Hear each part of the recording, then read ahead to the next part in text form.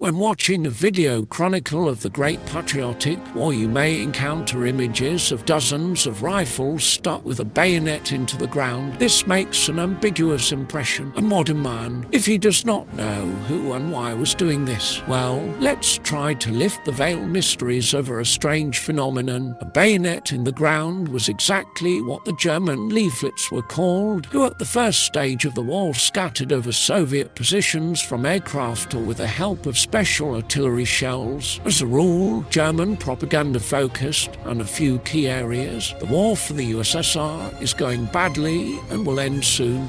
I hope you enjoyed my videos. As you know, I still live in Ukraine with my cat and everything is not so smooth here, but my pet and I believe that everything will be fine. If you want to treat her to delicious cat food, you can find details for donation in the description.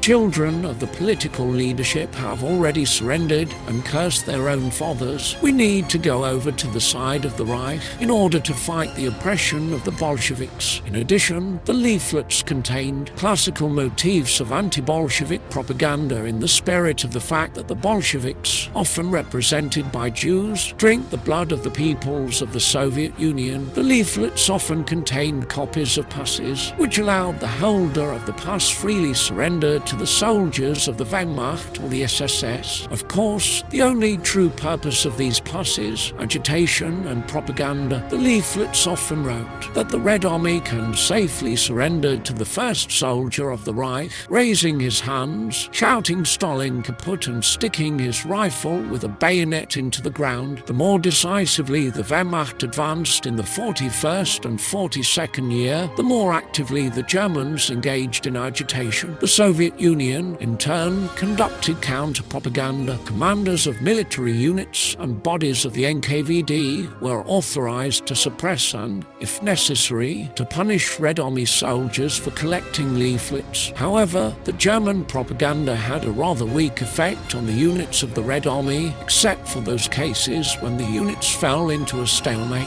Most often people to surrender. It was not hatred for the Stalinist regime that prompted, but a completely understandable fear of death and the hope of salvation. As for the photo with rifles, with bayonets stuck in the ground, they can be both authentic and staged. Surrendering Red Army soldiers could indeed follow the instructions of the German agitation. At the same time, one cannot deny the possibility that the Germans staged photographs. If you liked it, subscribe to our channel.